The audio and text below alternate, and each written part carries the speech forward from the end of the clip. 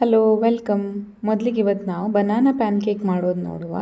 ಒಂದು ಅರ್ಧದಷ್ಟು ಬನಾನಾ ತೊಗೊಂಡಿದ್ದಾನೆ. ಚಿಕ್ಕ ಸೈಜ್ನ ಬನಾನಾ ಆದರೆ ಬೇಕಾದರೆ ಫುಲ್ ತೊಗೊಳ್ಬಹುದು. ಮತ್ತು ನಮ್ಮ ಮಗುವಿಗೆ ಹೇಗೆ ಬೇಕೋ ಅಷ್ಟು ತೊಗೊಂಡ್ರೆ ಆಯಿತು. ಇದನ್ನು ಚೆನ್ನಾಗಿ ನಾವು ಮ್ಯಾಶ್ ಮಾಡ್ಕೊಳ್ಬೇಕು. ಫೋರ್ಕಲ್ಲಿ ಚೆನ್ನಾಗಿ ಮ್ಯಾಶ್ ಮಾಡೋದಕ್ಕೆ ಆಗುತ್ತೆ. ಇದಕ್ಕೆ ನಾನು 2 ಸ್ಪೂನ್ ಆಗುವಷ್ಟು ಓಟ್ಸ್ ಪೌಡರನ್ನು ಹಾಕ್ತಾ ಇದ್ದೇನೆ. ಓಟ್ಸ್ ಬೇಕಾದರೆ ರೋಸ್ಟ್ ಮಾಡಿ ಪೌಡರ್ ಮಾಡ್ಕೊಳ್ಬಹುದು, ಇಲ್ಲದಿದ್ದರೆ ಹಾಗೆ ಕೂಡ ಮಾಡಬಹುದು. ನಾರ್ಮಲಾಗಿ ನಾವು ಇದನ್ನು ಪ್ಯಾನ್ ಕೇಕ್ ಮಾಡುವಾಗ ಕುಕ್ ಆಗುತ್ತೆ, ಸೊ ಡೈರೆಕ್ಟಾಗಿ ಕೂಡ ಪೌಡರ್ ಮಾಡಿ ಹಾಕ್ಕೊಳ್ಬಹುದು. ಇದಕ್ಕೀಗ ಒಂದು ಸ್ವಲ್ಪ ನಟ್ಸ್ ಪೌಡರನ್ನು ಹಾಕ್ತಾ ಇದ್ದೇನೆ. ಇದು ಮನೆಯಲ್ಲೇ ಮಾಡಿರುವಂತಹ ನಟ್ಸ್ ಪೌಡರ್. ಇದನ್ನು ಇವಾಗ ಚೆನ್ನಾಗಿ ಮಿಕ್ಸ್ ಮಾಡ್ಕೊಳ್ಬೇಕು. ನಟ್ಸ್ ಪೌಡರಿಗೆ ನಾನು ನಾರ್ಮಲಾಗಿ ಆಲ್ಮಂಡ್, ಕ್ಯಾಶ್ಯೂ ನಟ್ ಮತ್ತು ಪಿಸ್ತಾ ಮೇಯ್ನಾಗಿ ಹಾಕ್ತೇನೆ. ಮತ್ತು ವಾಲ್ನಟ್ ಅಥವಾ ಸನ್ಫ್ಲವರ್ ಸೀಡ್ಸ್ ಏನಾದರೂ ಇದ್ದರೆ ಅದನ್ನು ಕೂಡ ಹಾಕಿ ಮಾಡಿ ಇಟ್ಕೊಂಡಿರ್ತೇನೆ. ಇದಕ್ಕೀಗ ಸ್ವಲ್ಪ ಹಾಲನ್ನು ಹಾಕ್ಕೊಂಡು ಒಂದು ಸ್ವಲ್ಪ ತಿಕ್ಕಾಗಿ ಮಿಕ್ಸ್ ಮಾಡಿ ಇಟ್ಕೊಂಡಿದ್ದೇನೆ. ಎಗ್ ಇಷ್ಟ ಇದ್ದರೆ ಎಗ್ ಹಾಕಬಹುದು, ಇಲ್ಲದಿದ್ದರೆ ಸ್ಕಿಪ್ ಮಾಡಬಹುದು. ಎಗ್ ನಾನು ಚೆನ್ನಾಗಿ ಬೀಟ್ ಮಾಡೋದಕ್ಕೆ ಇನ್ನೊಂದು ಬೌಲ್ ಯೂಸ್ ಮಾಡಿದ್ದೇನೆ. ಬೀಟ್ ಮಾಡಿ ಹಾಕಿದರೆ ಚೆನ್ನಾಗಿರ್ತದೆ, ಅದರಲ್ಲೇ ಡೈರೆಕ್ಟಾಗಿ ಬೀಟ್ ಮಾಡೋದಕ್ಕೆ ಅಂತ.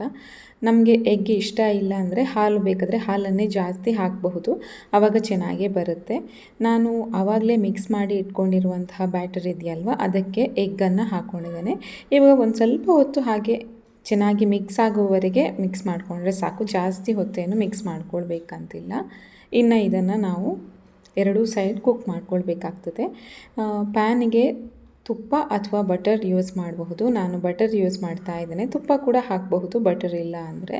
ಚೆನ್ನಾಗಿ ಬಿಸಿ ಆದಮೇಲೆ ಈ ಹಿಟ್ಟನ್ನು ಹಾಕಿ 2 ಸೈಡ್ ಕುಕ್ ಮಾಡಿಕೊಂಡ್ರೆ ಆಯಿತು. ಎಗ್ ಹಾಕೋದಕ್ಕೆ ಇಷ್ಟ ಇಲ್ಲ ಅಂದರೆ ಈ ಕನ್ಸಿಸ್ಟೆನ್ಸಿ ಬರುವವರೆಗೆ ಹಾಲನ್ನೇ ಯೂಸ್ ಮಾಡಿದರೆ ಆಯಿತು. ಹಾಲು ಸ್ವಲ್ಪ ಜಾಸ್ತಿ ಹಾಕಿ ಕಲಿಸ್ಕೊಂಡ್ರೆ ಈ ಕನ್ಸಿಸ್ಟೆನ್ಸಿ ಬರುತ್ತೆ. ಅದಾದಮೇಲೆ ನಾವು ಈ ಥರ ಬನಾನಾ ಪ್ಯಾನ್ ಕೇಕನ್ನು ಮಾಡ್ಕೊಳ್ಬಹುದು.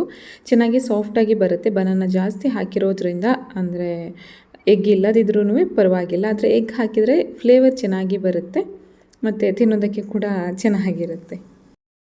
2 ಸೈಡ್ ಕುಕ್ ಮಾಡಿಕೊಂಡ್ರೆ ಬನಾನಾ ಪ್ಯಾನ್ ಕೇಕ್ ರೆಡಿ ಆಗುತ್ತೆ. ಮಕ್ಕಳಿಗೆ ನಿಜವಾಗಿಯೂ ಇಷ್ಟ ಆಗುತ್ತೆ. 1 ವರ್ಷದ ಮೇಲೆ ಆರಾಮಾಗಿ ಕೊಡಬಹುದು. ಮತ್ತು ಅಂದರೆ ನಮ್ಮ ಮಕ್ಕಳು ಯಾವ ಏಜ್ವರೆಗೆ ಇಷ್ಟಪಟ್ಟು ತಿಂತಾರೆ ಆ ಏಜ್ವರೆಗೆ ಆರಾಮಾಗಿ ಮಾಡಿ ಕೊಡಬಹುದು. ನಾವು ಒಂದು 4-5 ವರ್ಷದವರೆಗಿನ ಮಕ್ಕಳು ಕೂಡ ಆರಾಮಾಗಿ ತಿಂತಾರೆ. ಸಣ್ಣ ಸಣ್ಣ ಪೀಸ್ ಮಾಡಿ ಕಟ್ ಮಾಡಿ ಕೊಟ್ಟರೆ, ಅಂದರೆ 1 ವರ್ಷ 2 ವರ್ಷದ ಮಕ್ಕಳಿಗೆ ಈ ಥರ ಕಟ್ ಮಾಡಿ ಕೊಟ್ಟರೆ ಚೆನ್ನಾಗಿ ಆರಾಮಾಗಿ ತಿಂತಾರೆ.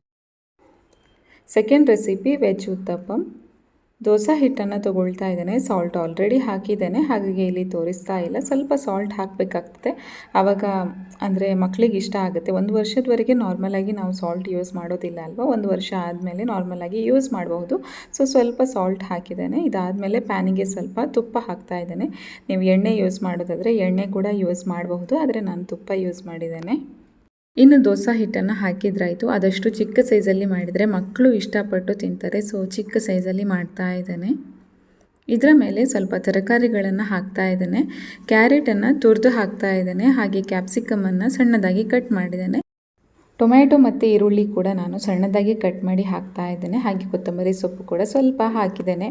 ಮಕ್ಕಳಿಗೆ ಸ್ವಲ್ಪ ಖಾರ ತಿನ್ನೋದು, ಅಂದರೆ ಸ್ವಲ್ಪ ಟೇಸ್ಟ್ ಖಾರದ ಥರ ಇದ್ದರೆ ಇಷ್ಟ ಆಗೋದಾದರೆ ಬೇಕಾದರೆ ಸ್ವಲ್ಪ ಪೆಪ್ಪರ್ ಪುಡಿ ಕೂಡ ಹಾಕ್ಬಹುದು, ಆದರೆ ನಾನೇನು ಇವತ್ತು ಹಾಕಲಿಲ್ಲ. ಸ್ವಲ್ಪ ದೊಡ್ಡ ಏಜ್ನ ಮಕ್ಕಳಿಗೆ ಸ್ವಲ್ಪ ಖಾರ ಇದ್ದರೆ ಇಷ್ಟ ಆಗುತ್ತೆ. ಸೊ ಹಾಗಿದ್ದರೆ ನಾವು ಪೆಪ್ಪರ್ ಪುಡಿ ಕೂಡ ಹಾಕಬಹುದು.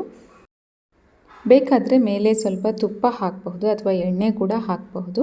2 ಸೈಡ್ ಕುಕ್ ಮಾಡಬೇಕಾಗ್ತದೆ. ನಾರ್ಮಲಾಗಿ ಈ ಥರ ಕುಕ್ ಮಾಡಿದರೆ ಮೇಲೆ ಇರುವಂತಹ ತರಕಾರಿ ಕೂಡ ಚೆನ್ನಾಗಿ ಕುಕ್ ಆಗುತ್ತೆ.